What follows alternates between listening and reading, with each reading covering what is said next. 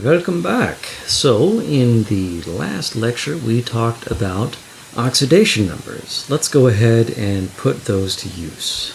So this is where oxidation numbers come in handy. We use them for redox reactions. Redox or oxidation reduction involves one thing being reduced or undergoing reduction and another thing being oxidized or undergoing oxidation. Here's our first example, fluorine and potassium. So fluorine plus 2 electrons goes to form fluoride. Sorry, 2 fluoride. So you'll notice that the elements are balanced. So we have 2 fluorine on the left and 2 fluorine on the right. But you also have charge balanced because it's -2 on both sides. -2 from the electrons, 0 from that, and -2 on the fluoride. So your reaction always has to balance both the atoms, the elements, and the charge. So in this case, the oxidation number is going from 0 for elemental fluorine to -1 for fluoride. So the oxidation number is going from 0 to -1. It is being reduced. That's what reduction is referring to. It's referring to the actual change in the oxidation number, that it's going down, it is reducing. So this is reduction. Fluorine is reduced. Similarly, our other example was potassium, 1 plus E minus, an electron goes to form potassium metal. It's going from +1 to 0 for the pure element. And you'll notice +1 and -1, the total charge on the left is 0. So, but +1 to 0, the oxidation number is going down. So this is another example of reduction. Oxidation is the exact opposite of reduction. Instead of the oxidation number going down, the oxidation number is going up. So, some more examples. Copper, going to the copper 2 ion, and 2 electrons. Okay. It's going from 0 to 2 plus. Oxidation number is going up, so this is oxidation. And you have oxygen 2 minus, going to form molecular oxygen plus 4 electrons. This is also oxidation, because it's going from 2 minus to 0. So oxidation and reduction always come in pairs. You'll notice that the reactions as we have them written here on this page involve electrons, and that doesn't normally happen. Electrons are invisible in the fully written chemical equations, but they show up here in these half reactions, as they're called. They're called half reactions because each one is only half of a reaction. Fluorine plus 2 electrons going to fluoride is the reduction half reaction. And then you have oxygen going to form molecular oxygen, or sorry, I should say oxide going to form molecular oxygen and a bunch of electrons is the oxidation half reaction. And this is the thing that sometimes, frequently I should say, trips people up. Because reduction means you are gaining electrons. And oxidation means you are losing electrons. So fluorine is gaining electrons in order to become fluoride. Oxide is losing electrons to become molecular oxygen. When you combine these two reactions, let's go ahead and balance it out. You need to balance it so that the electrons disappear, because you don't want electrons hanging around when you're done. So when you balance it all out, you get 2 fluorine molecules plus 2 oxide ions form, see, the electrons cancel because they're on opposite sides of the arrow, forms 2 fluoride ions and 1 oxygen molecule. So fluorine is going from 0 to -1. Oxygen is going from -2 to 0. The fully balanced reaction has both oxidation and reduction. Okay, let's free up some more room here.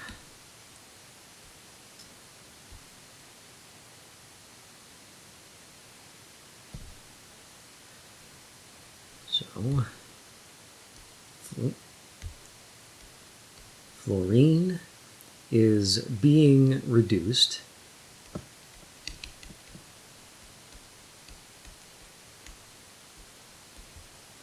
oxygen is being oxidized.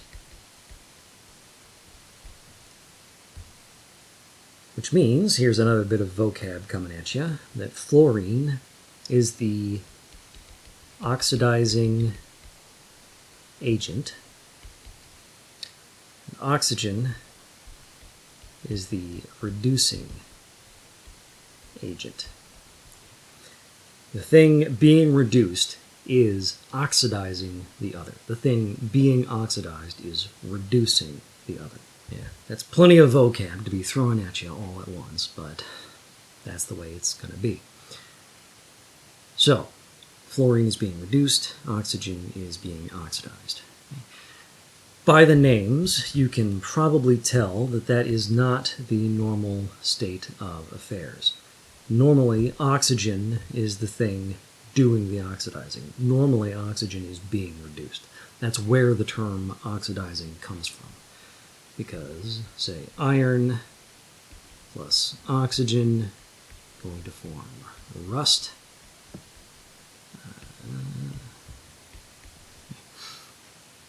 This is going from 0 to +3. This is going from 0 to -2. So oxygen is being reduced. Iron is being oxidized. That's why it's called oxidation, when something is being oxidized, because it very frequently happens that it's reacting with oxygen. Oxygen is oxidizing the thing. But it can happen that oxygen itself is oxidized. Reduction obviously came around later, when we'd already discovered the electron and so on, or at least I should say the term of reduction to refer to the other half of the reaction came around after we had discovered the electron. Because iron is giving up the electrons to oxygen for this. The reduction half reaction would be iron goes to form iron 3 plus 3 electrons. And the reduction half reaction would be O2 goes to form 2 oxygen, plus 4 electrons goes to form 2 oxides. And then you would have to balance those to get the full reaction that I've already written up top. So oxidation and reduction always happen as a pair in reality when you're actually looking at them. So let's talk about balancing simple redox reactions. If you look in the textbook online, or you might have downloaded it or purchased it, but if you look there, they have a more complex form of balancing redox reactions. I personally save that for the second semester. And we'll just stick with this simple redox reaction. Remember that you have to do conservation of mass for balancing redox reactions. You need to end up with the same number of atoms on either side, just like with balancing regular reactions. And now you'll also have to keep track of charge. Redox reactions don't always involve charged species, but they're common enough that you should keep an eye on charge. If either one of those doesn't add up correctly, then you've done something wrong somewhere. The simple half reaction method, or I should say the half reaction method for these simple redox reactions, is you identify which element is oxidized and which is reduced. Then you split it into the two half reactions, your oxidation half reaction and your reduction half reaction. Then you balance the charge within the half reactions by throwing in electrons. Then you balance the charge between half reactions by multiplying them, and then you add the two half reactions together. So for example, let's go with iron plus oxygen going to form iron 3 oxide, rust. Pure elements on the left, that means that their oxidation numbers are 0. Oxygen is -2. There are 3 of them for a total of -6. The total charge is 0. It's neutral. So that means that the total charge on iron has to be +6. There are 2 of them, so each iron is +3. So our oxidation numbers are -2 and +3. So that means 0 to +3, iron is being oxidized, and oxygen, 0 to -2, is being reduced. Our first half reaction, our oxidation half reaction, is iron, remember to leave plenty of room, going to form iron 3+. And our reduction half reaction, we have oxygen molecular going to form oxygen 2-. The reason I'm leaving plenty of room on both sides is because you're going to have to throw in electrons somewhere in order to balance out the charge. So first I'm going to clear up more room and move the oxidation half reaction up to the top, just so I can write it out. Okay. So we have elements first. We have 1 iron on the left, 1 iron on the right. Boom. Conservation of matter is taken care of. Now we just need to balance the charge. Charge I represent with Q. The letter Q is frequently used to represent charge in physics and chemistry. So we have 0 on the left and +3 on the right. The only thing you can do to balance out charge is throw electrons into the mix. And electrons have a negative charge, so you're going to be bringing the charge down. That means that you add 3 electrons on the right. That changes the total charge to 0. And that balances the oxidation half reaction. Let's go ahead and bring our reduction half reaction up a bit so that I can balance it as well. So oxygen. We have 2 atoms of oxygen on the left, 1 atom of oxygen on the right. So we need to double this. That brings this up to 2. Conservation of matter is taken care of. Now we need charge. We have 0 on the left, -4, because we have 2 times 2, giving a total of -4 on the right. Which means that when we add electrons, we're going to be adding them on the left-hand side, bringing it down by 4. That gets rid of 0, changes this to -4. Charge has been balanced. Clear up room again. That took care of steps 1, identifying reduction and oxidation, step 2, splitting them into 2 half reactions, and step 3, balancing the charge within each half reaction. Now we need to balance the charge between half reactions by multiplying. By that I mean you need to make the electrons disappear. In a well-balanced reaction, electrons just don't show up. And that means you're going to need to find the least common multiple of 3 and 4. So in this case, that means that you're going to multiply this reaction by 4, and this reaction times 3. The least common multiple of 3 and 4 is 12. Or in other words, 3 times 4. That doesn't always get you the perfect answer, though, because just multiplying them together isn't necessarily the least common multiple. The least common multiple of 2 and 4, for example, is just 4, not 8. So be careful about that sort of thing. Remember to go through after you've balanced your reaction and make sure that you can't divide all of the coefficients by something, just in case.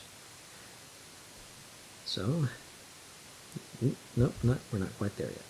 So we multiply by 4, we get 4 iron, goes to 4 iron 3 plus, and 12 electrons, 3 oxygen, and 12 electrons, leaves 6 oxide.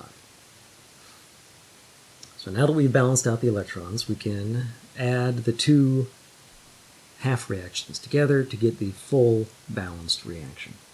Because these appear on both sides, anything that appears on both sides, regardless of what it is, are going to cancel out. So the electrons cancel out perfectly, leaving nothing behind, giving us 4 iron plus 3 oxide yields, in a sense, 4 iron 3 and 6 oxide. But we know, with the benefit of smartness, this is actually 2 Fe2O3. It's an ionic compound. They've bonded together. So this looks exactly like what you would expect. At this point, there shouldn't be any big surprises from metallic and non-metallic compounds reacting in this way. And with that, we'll go ahead and call it quits for this video. When we come back, we will talk about activity series.